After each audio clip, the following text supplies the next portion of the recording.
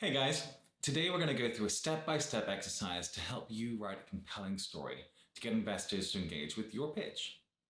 It's an exercise large companies like Pixar use, or even small improv artists. So can you, if you're excited to know more, stick with me right now. Ask Alex. Ask Alex. Because you don't know what you don't know. And if you don't know, now you know. Yeah. Seth Godin describes marketing as the art of telling a story that resonates with your audience and then spreads. The biggest brands in the world tell you stories to get you to buy $1,000 phones. I mean, Apple tells stories of thinking different and challenging the norms. Nike tells stories of, people that just do it, whatever it is. Airbnb tells stories that make you think sleeping on the floor is a cultural experience. Microsoft doesn't really give a crap apparently because I don't know. Storytelling matters. Now, it doesn't come naturally to people, so frameworks to help people were invented. And we're going to go through one of those now. Now, the 3-act structure is used in basically every play you've ever seen. Act 1 is a setup, Act 2 there's a confrontation, and Act 3 there's a resolution. The points of the acts is to make sure that the story evolves and the stakes get higher and you ultimately get funded. People have forgotten how to tell stories though. Stories don't have a middle or an end anymore. They usually have a beginning that never stops beginning. That sounds smart, doesn't it? It's not from me, it's by Steven Spielberg. Now, this is basically saying that you have a beginning, middle, and an end. That's useful to know, but it's a little hard to act on, right? One useful exercise is a story spine. This structure has been used by improv artists up to major companies such as Pixar to sell massive blockbusters. Now, it clearly works for them because in a hit-based business, they're still around after a decade or two, which is really pretty much like an achievement. So most stories can fit into the following structure. Once upon a time, there was a every day, one day, because of that, and then because of that, and then maybe because of that, something happened, right? Until finally, and ever since that day. Now, there's 2 parts to a deck. There are 2 applications to this exercise. Pitch. This is great to tell your story. I recommend going off on a monologue at the start of the deck, of a pitch, and then deck. This sets up the first part of the deck. The execution part is tenuously applied, but it still works, sort of. Now, FML, I've written a lot of decks from scratch since I started Perfect Pitch Deck at home. I've done about 40 decks from scratch since I started this year, which is a lot. When you do something a lot, you critically review how you're doing it, and you tend to figure a lot of things out. Now, here's one learning for you. There are 2 parts to a pitch deck. The story part. Tell me why I should care. Secondly, the execution part. Tell me how you're going to do it. This exercise deals best with the first part in setting up the industry and problem for the customer, and then up to how you make customers happy now and have good traction every day after that. I've tried to fit the story spine into your whole pitch deck. It's easy just to apply it to focusing on the story part and explaining your market, problem, solution, traction, and all that good stuff. But the basic outline is this. Beginning. Once upon a time, this establishes your story and context. Like an intrigue slide, industry slide. Every day. How do users think about things now? What's the problem? What's the market size? One day. Something changes in the world. That's like your timing slide. And then we've got the middle section, because of that, because of that, because of that, whatever. The implications of the change and what you're executing. So team, solution, competition, what if you design something smarter, product slides. Climax.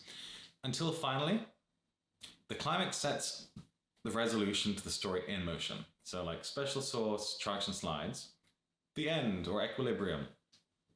And ever since that day, the world is different and better because of your startup. So how are you going to expand your fundraising ask slide and closing slide? Now, let's look at an example, okay? This will kind of make a little bit more sense. Let's look at Super Mario Brothers, an example for the story spine. Once upon a time, there was a princess and toads who lived in a mushroom kingdom. Every day they went about the lovely mushroom kingdom, until one day, dun dun dun, the Koopas showed up and stole their princess. Because of that, Mario was chosen to come and save the princess. Because of that, Mario had to defeat members of the Koopa army to find the castle. Because of that, Mario found out the princess is in another castle. Like, seriously, again? Until finally, he defeated Bowser, king of the Koopas, and saved Princess Toadstool. Every day after that, the people of the Mushroom Kingdom lived in peace with their princess. Okay, so that's like a fairly decent one. Now I'm going to make up some BS startup example. I make it up on the fly, so fingers crossed it works out, okay? All right. Once upon a time, there were busy people in San Francisco that couldn't find a black car for neither love nor money. Intrigue industry. Every day, they struggled on a commute from San Fran to Palo Alto, wasting 20 minutes trying to flag down a cab. Problem. Until one day, Travis, a cab user himself, had an idea for an on-demand app where cabs turned up to you. It would work as now everyone had a smartphone. He envisaged a solution, timing, what if. Because of that, Travis started Uber and recruited a small team slide. Testing with a few black car companies, Mario was able to order a cab whenever he wanted. Travis saw his idea worked, solution. Because of that, Mario is able to get to work in time each day and sleep more. He orders Uber 5 times a week and tells all his friends. Travis realizes he's onto something, but there aren't enough cabs around. His traction is strong though, and he builds out his product slide. Because of that, he comes up with the idea for UberX. He raises money to, scale up, expansion slide. Until finally, he sees it works and hires a VP of sales to scale up hiring of the team. And with enough money, Uber will be in every city in the world. Traction, product, roadmap slides. And every day after that, his go-to-market is through word of mouth, and communist drivers will form unions, and Uber's valuation will be increasing because investors keep giving them lots of money. Give me money. Expansion, fundraise. Now, breaking down the story spine. Once upon a time, this is cliche, that it's been used for centuries to tell kids bedtime stories. Now, sure, you are going to use these words, but you need to take the learnings to know how to set things up. Pretend you are the investor being pitched. What would you want to know? Well, intuitively, who's in trouble? Where in the world are they? What does the world look like? Your first step as an effective storyteller is to introduce your target market, the industry that you're in, and what's happening in that world where your customers live. Now, the key slides here are going to be an intrigue slide, maybe market size. That depends on how big your market is and how obvious it is that it's huge. Industry dynamics. This is a story. You don't share everything about your prospective customers and their business. You just share enough so investors have enough information to visualize the world and to understand the story that's about to unfold. Making your company the hero of the story is boring. Of course, you're going to be the victor, but making your customers the winner is how you're going to profit. And every day. Now you've introduced your customers, characters, and industry world. Now is the time to explain what life is like for them. You want to show how they go about their day and, explain the pain points. You're explaining their daily routine without your solution and that you provide and they'll soon talk about. Doing this lets you, in the words of copywriter Robert Collier, enter the conversation the prospect is having in their mind. Being able to explain the customer succinctly will also demonstrate you know your market intuitively, or intimately. Now, the key slides here are problem, in likely multiple slides, market size. So now explain the problem, right? It's not always easy. You need to figure out the best way to explain this. In my experience, Typically happens over like a number of slides. You really need to make sure that investors understand the problem. Otherwise, they might think that what you're doing is trivial and there isn't a big market to make money. Now, the market always wins. If your market is like 50 broke hippies, you're screwed. Investors need a big market for a big exit. You need to communicate a big problem that a lot of people are having and that they're therefore willing to pay for. This is really important. I get into it in a blog I'll share a link to called How Big Can This Get? Market Sizing Has Killed Many Startup Fundraisers. So go check that out. Until one day. Now, by now, the investor gets who your target market is and their pain points. Investors know your users have a pretty sucky routine, life, and they're going to continue struggling unless something changes.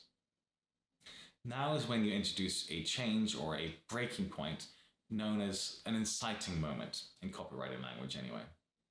Your users have had enough and they discover your service. The key slides topics you're going to get into here are timing.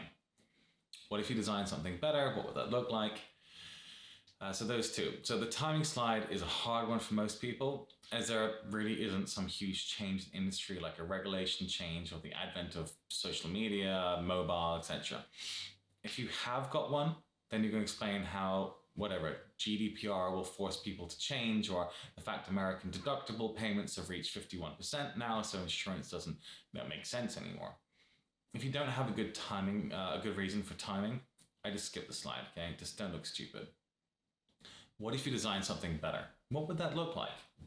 This is a cool slide I use all the time and I basically invented. It's the break between like the story and the execution section.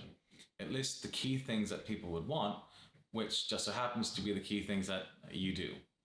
Implicitly here, you're also showing factors like you have a scalable solution.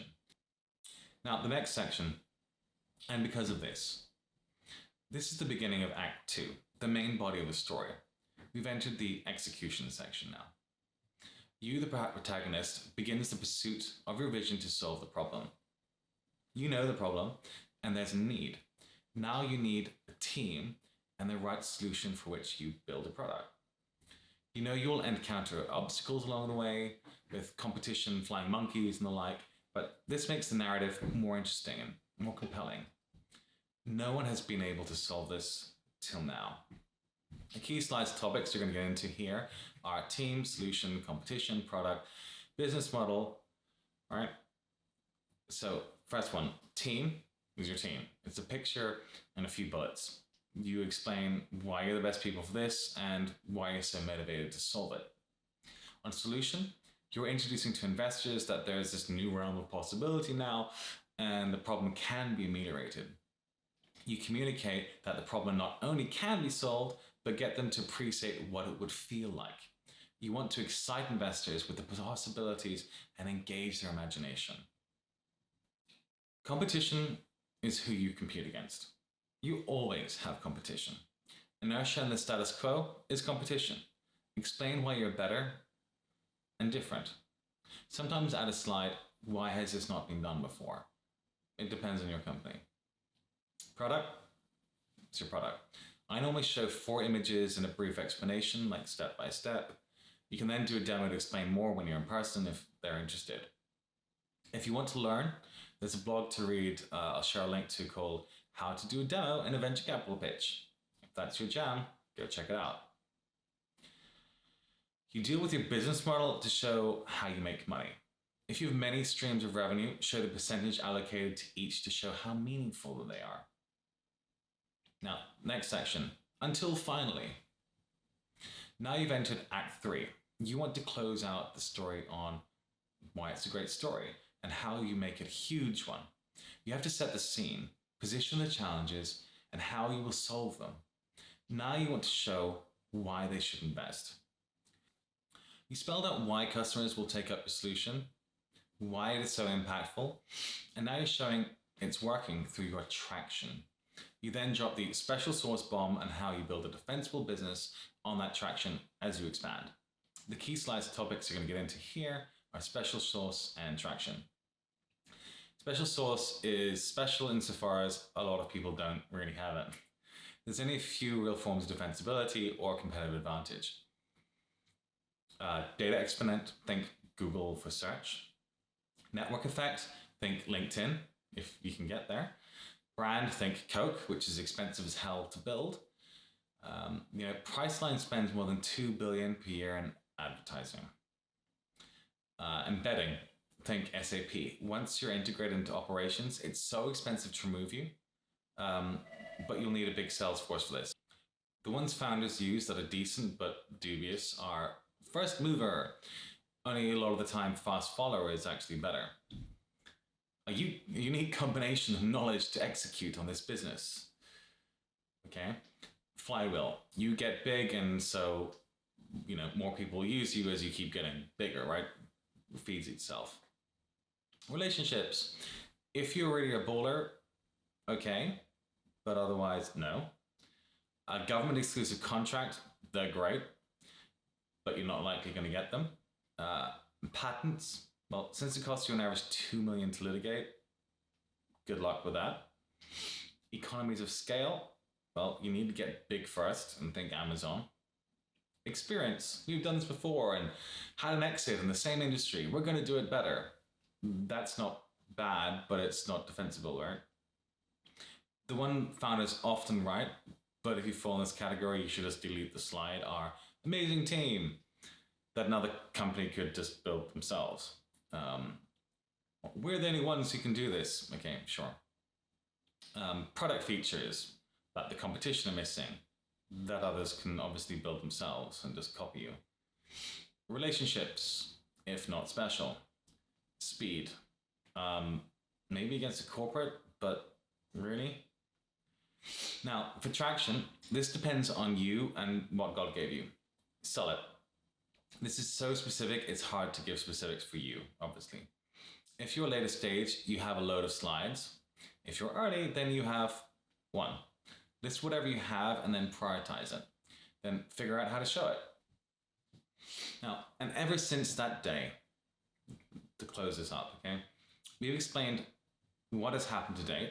Now we're going to get into what this all means and the next steps to a greater future with you helping more users. So how do you plan on doing all that? You want to tie it all together and get to the point of getting money from investors. This is your happy ever after slide, but clearly it'll take some cash to bring that to everyone. The key slides you're going to deal with here is expansion and fundraise. Expansion can be illustrated in a few ways. It really depends on you. It could be adding more marketplaces, hiring salespeople, expanding to new geographies. Who knows? You need to keep it simple, but compelling and believable. Fundraise is a doozy. How much do you want and what milestones will you achieve with the money to make the story impactful to more people?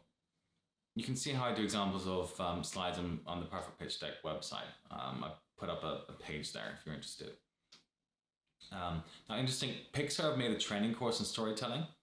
You can watch a link which I'll give to you, and you can do the free course. Now, Bill Murray on storytelling. So Bill Murray is a funny fecker, as well as being a wonderful storyteller. In an interview with Howard Stern, responding to, "Is it something you're born with?" he says, "No, I don't think it's something you're born with. You have to hear stories and you have to live stories. You have to have a bunch of experiences and be able to say, here's something that happened to me yesterday. And if you can make people laugh by telling them what happened to you, then you're telling the story well." So that's what I learned in improv. And there's an example of Bill telling a story about how a picture saved his life. It's a little short video, so go check it out, have a watch, and I'll put a link so that you can go just exactly find that. Okay, to conclude up now, I know it's a little bit of a long session. Effective storytelling is hard, but it's something you get better with practice. Not only will it help you raise money, but it might help you get laid. Well, maybe. Depends how ugly you are. Okay, guys. Go off, try to do the exercise yourself, see how you use it. If it was valuable, feel free to share with your friends. If you're still awake, amazing. See you guys. Bye.